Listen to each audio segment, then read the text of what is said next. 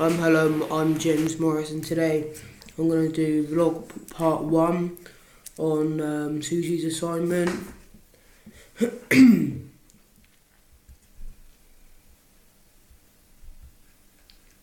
name of the assignment is Qualities, Characteristics and Roles of an Effective Sports Leader. So I'm just going to jump straight into it. And how I'm submitting this task is in a vlog. I'm going to aim for a merit/distinction. So I'm just going to get straight into it. So, knowledge of sports skills. Knowledge of sports skills. Knowledge of sports skills. In order for a sports leader to be successful or, achievable in his role or where he's working, you need to have a high knowledge in the area of expertise. So say for an example, our coach, Chris Dodd, he's had a lot of knowledge in the football skills to the Pro Direct Academy because he's had a semi-professional background. He's played for Swansea, Torquay, Exeter City, Truro, multiple clubs as you can see. So obviously he has a very good knowledge in the ground of football. So that's obviously good for an example because he can show us skills and techniques on how to improve, how to adapt our game, how to make us better as a football player, how to make us better as a person. So if you didn't really have that characteristic or the knowledge in the sport, you might not look up to him as much. Say for example, if maybe an 16, 17-year-old came up, tried to start coaching lesson, didn't have a lot of knowledge in the background of the sport, didn't have a lot of knowledge with the skills, then I might not, think of him as much or obviously respect him as much. So I think it's good to help you develop as a sports person if the coach or trainee has a high level of sports knowledge.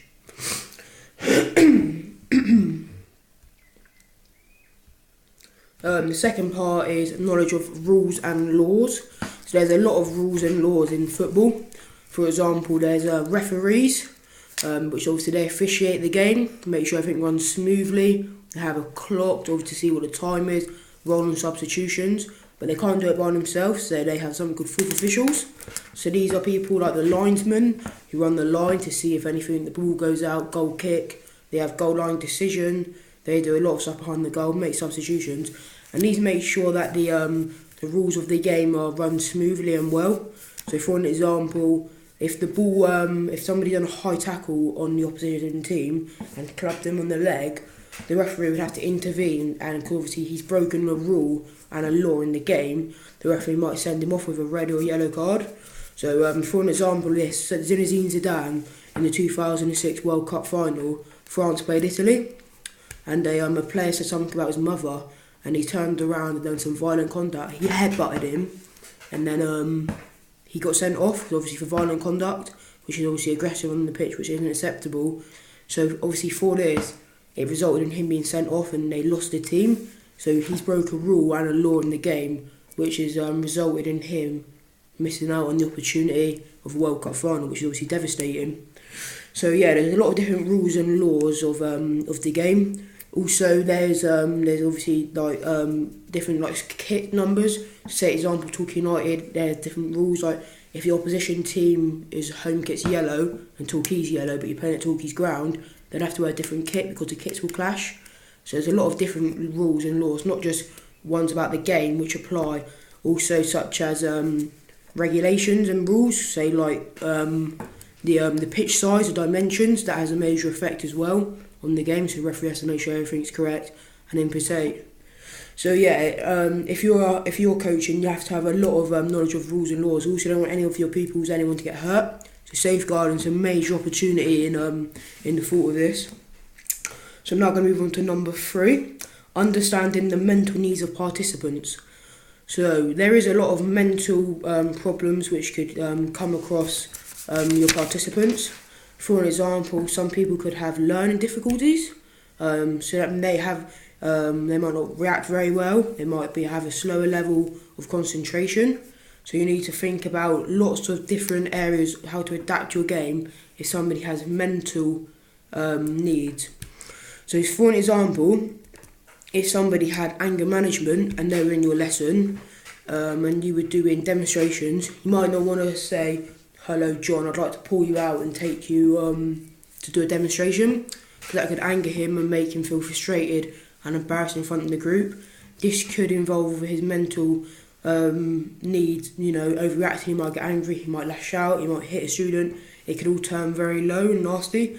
So the best thing to do if somebody does have mental needs, or it might be a Down syndrome or something, not Down syndrome, a mental need.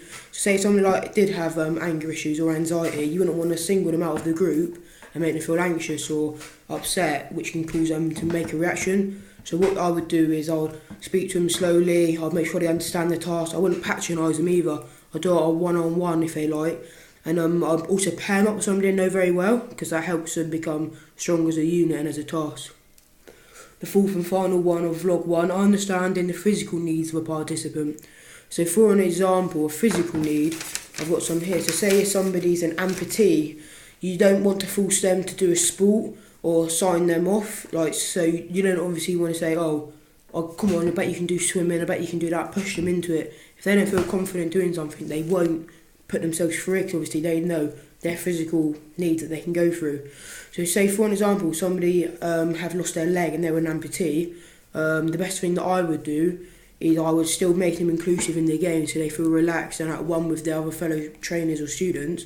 And what I would do is I'd pair them up again with somebody, or I'd make sure the activity was a lot lower intensity so they can understand it, and also I'll give them step-by-step instructions.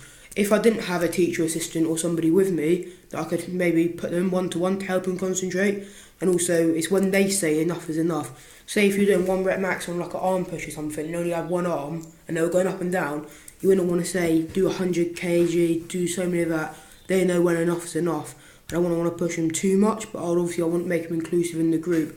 So how I would adapt it, I would adapt their game by lowering the intensity. I would also make sure they have a partner if possible to go around with them, which would help them a lot. So yeah, that was vlog 1. And I'm going to do part 2 in a second. So yeah, thank you.